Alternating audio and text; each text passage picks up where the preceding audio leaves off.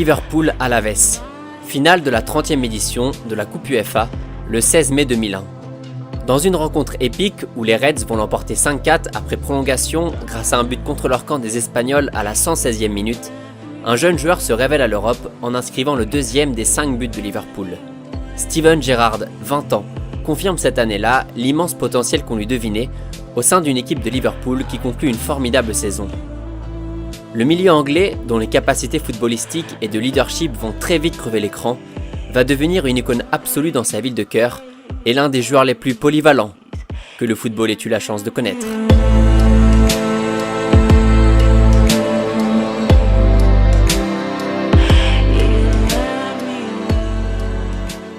Se dévoiler dans un grand club, c'est bien. Confirmer en devenant l'un des piliers du club pendant près de 15 ans, c'est bien aussi. Mais y rester jusqu'au bout, malgré les convoitises des autres clubs, pour tenter d'aller remporter le titre que les supporters attendent depuis plus de 20 ans, c'est encore mieux. Parmi ces 3 options, Steven Gerrard a évidemment choisi la dernière. Modèle de régularité et de dévouement pour son équipe, le natif de la banlieue est de Liverpool savait faire beaucoup de choses sur un terrain. Devant, derrière, au milieu, partout. Et ça, Liverpool s'en est rendu compte très tôt.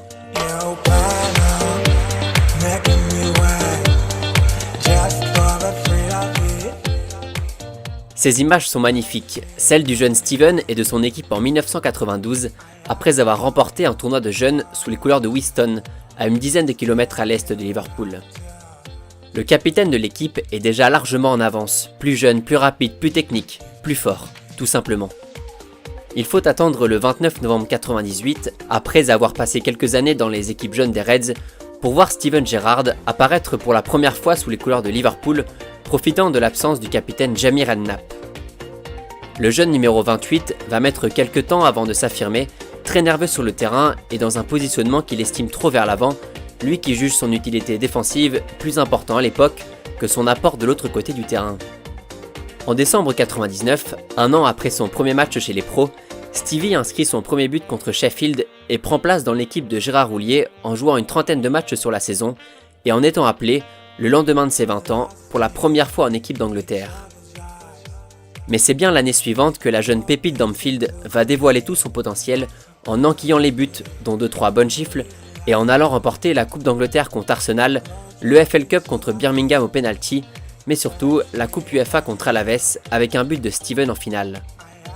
De futur crack, Gerrard est devenu en quelques matchs un taulier de cette jeune équipe des Reds, aux côtés de Michael Owen 21 ans et de Jamie Carragher 23 ans, en étant élu au passage meilleur jeune du royaume. Les Reds qui réalisent le quintuplé en 2001 en ramenant à Liverpool le Charity Shield et la Supercoupe de l'UEFA. Le nouveau dépositaire du système Houllier va par la suite griller quelques étapes en devenant 2 saisons plus tard le capitaine de Liverpool, le représentant de la Red Army, dont les qualités de leadership rapidement perçues sur le terrain vont emmener le club là où celui-ci n'avait plus mis les pieds depuis 20 ans. Pour pouvoir bien visualiser Steven Gerrard sur un terrain de football, pensez à un couteau suisse. La première lame défend, tacle, intercepte, la deuxième quant à elle accélère, dribble, élimine, pendant que la troisième transmet, oriente, casse les lignes, avant que la quatrième, la plus tranchante, transperce les filets à coups de boulet de canon sur coup franc, demi-volée, tête, frappe de 30 mètres ou d'une simple finition. Cette lame est droitière et mesure 1,83 m.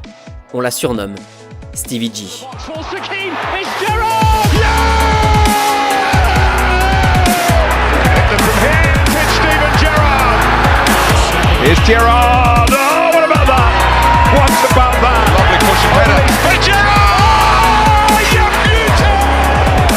Nice strike! Oh, better than nice! Wonderful! En 2004-2005, Steven Gerrard est partout et porte Liverpool, dorénavant coaché par Rafael Benitez, en 8e de finale de Ligue des Champions, en inscrivant notamment le but qualificatif en poule contre l'Olympiakos. Les Reds assomment Leverkusen 6-2 en 8e, la Juventus de Cannavaro 2-1 en quart, puis Chelsea 1-0 en demi-finale grâce à un but de l'Espagnol Luis Garcia. Pour leur première finale de Ligue des Champions depuis 20 ans et leur victoire en 84, les Reds ne sont pas vraiment gâtés car en phase 2 se présente l'armada milanaise de Maldini, Crespo, Shevchenko, Kaka, Nesta, Seedorf, Cafu, Pirlo, une véritable machine de guerre qui espère remporter une deuxième finale en 3 ans. La suite, a priori, vous la connaissez tous. Maldini puis Crespo à 2 reprises vont installer Milan largement en tête à la mi-temps d'un match où les Reds sont fantomatiques. Sauf que ce soir-là, Steven Gerrard va en décider autrement. Le capitaine du navire anglais va parler à ses joueurs à la mi-temps, demandant même à Benitez et à son staff de sortir du vestiaire. L'histoire retiendra même que Steven inscrira le premier but des Reds avant que Vladimir Šmisser et Xabi Alonso ne ramènent les protégés de Gerrard à égalité en 5 minutes seulement. La fin du match voit le Milan continuer à pousser jusqu'au bout, butant à chaque tentative sur un Jerzy Dudek absolument incroyable qui repousse les assauts italiens et amène le match au tir au but. Gerrard, qui avait prévu de tirer en 5e position, n'a même pas besoin de pousser le cuir au fond des filets. Dudek, définitivement héroïque, se charge de tout et repousse l'ultime tir au but d'Andrei Shevchenko. Liverpool est de retour sur le toit de l'Europe.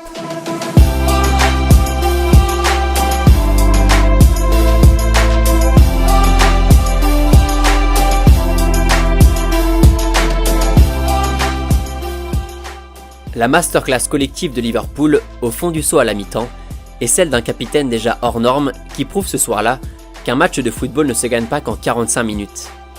La liesse est totale, Gerrard soulève la coupe aux grandes oreilles sans savoir que quelques semaines plus tard, ce dernier va se retrouver au milieu de l'attention médiatique anglaise. I was one trophy away, but I knew I was running out of time. The thought of leaving Liverpool starts creeping in. Devastated. It's all about money, traitor. Steve Gerrard moves, that's when a team falls apart.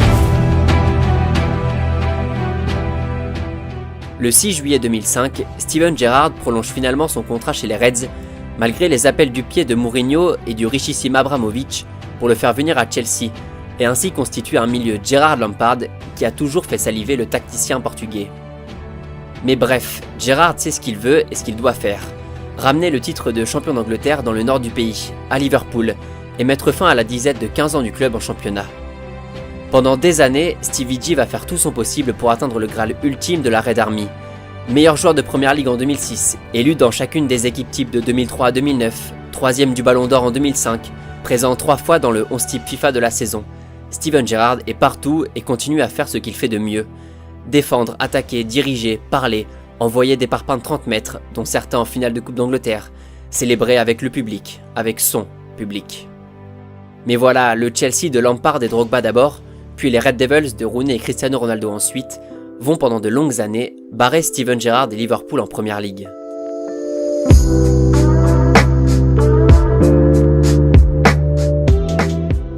Malgré des saisons à plus de 20 buts inscrits, Stevie G ne peut rien pour Liverpool, qui échoue chaque année dans sa quête de Première Ligue, la plus flagrante en 2009, deuxième à 4 points seulement de Manchester United. Rappelons quand même que les Reds atteignent une nouvelle fois la finale de la Ligue des Champions en 2007, battus par des Milanais revanchards, et remportent la Coupe d'Angleterre en 2006 contre West Ham. Nous voilà donc au début de la saison 2013. 8 ans ont passé, Steven Gerrard a 32 ans et a joué il y a de cela quelques mois son 400e match en Première Ligue lors d'une victoire 3-0 contre Everton pour le derby, au cours duquel il inscrit comme un symbole un fabuleux triplé. Cette saison-là, Liverpool finit seulement 7e de Première Ligue, quasiment 30 points derrière le champion mancunien. Steven Gerrard est proche de la fin. Il le sait, mais reste au club en espérant un exploit de son équipe, qui compte à l'époque des joueurs de classe mondiale dont Luis Suarez, Daniel Sturridge, le jeune Raheem Sterling ou le Slovaque Martin Skrtel. Et alors que l'attaquant uruguayen est absolument fantastique, que Stevie G continue à enflammer les pelouses anglaises avec 13 buts et autant de passes décisives, Liverpool est cette fois-ci dans la course pour le titre. Lors de mes recherches sur cette saison des Reds, l'un des matchs m'a particulièrement tapé dans l'œil, celui contre City en avril, où on peut apercevoir un Steven Gerrard en transe à la fin du match qui harangue ses coéquipiers, à 2 doigts de lâcher sa larme. On comprend alors tout ce que représente ce trophée pour Liverpool et pour son capitaine.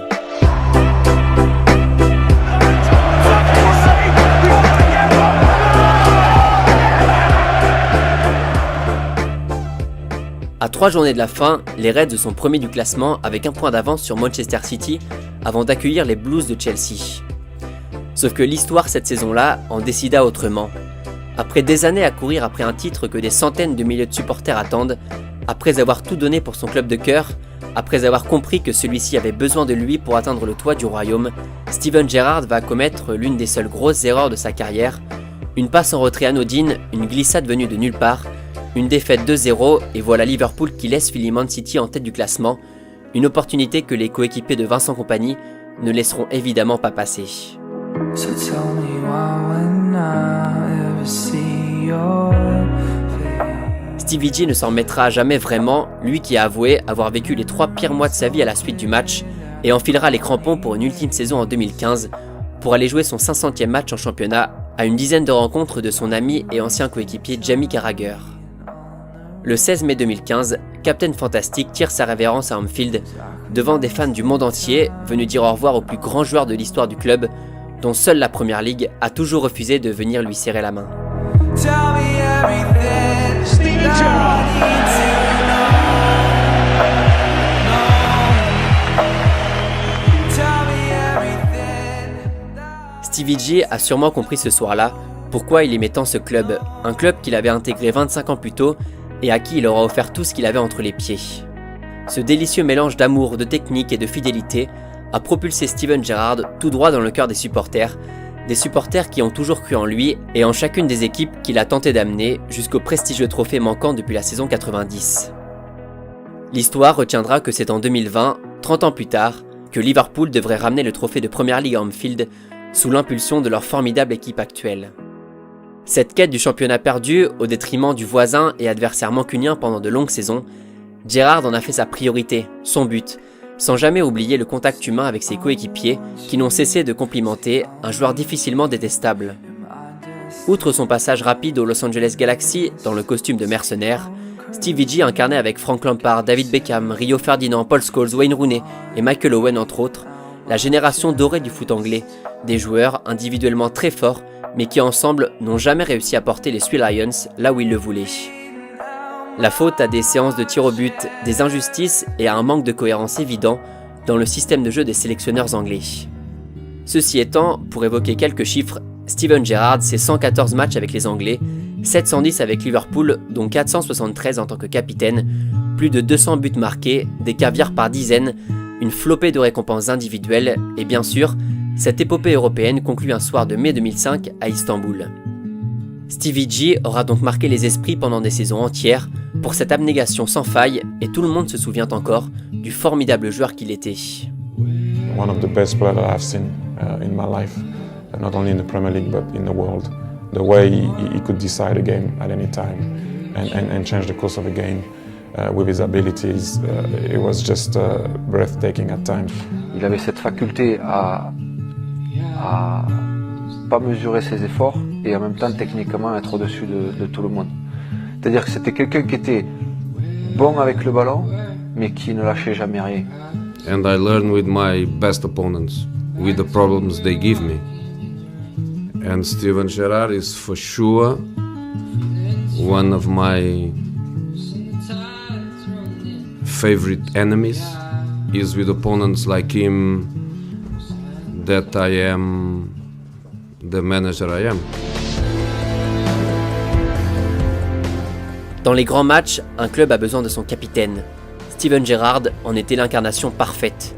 Le premier à tacler, à encourager, à célébrer, le capitaine idéal, dont les valeurs n'avaient d'égal que son immense talent et ses dispositions footballistiques uniques aux 4 coins du terrain.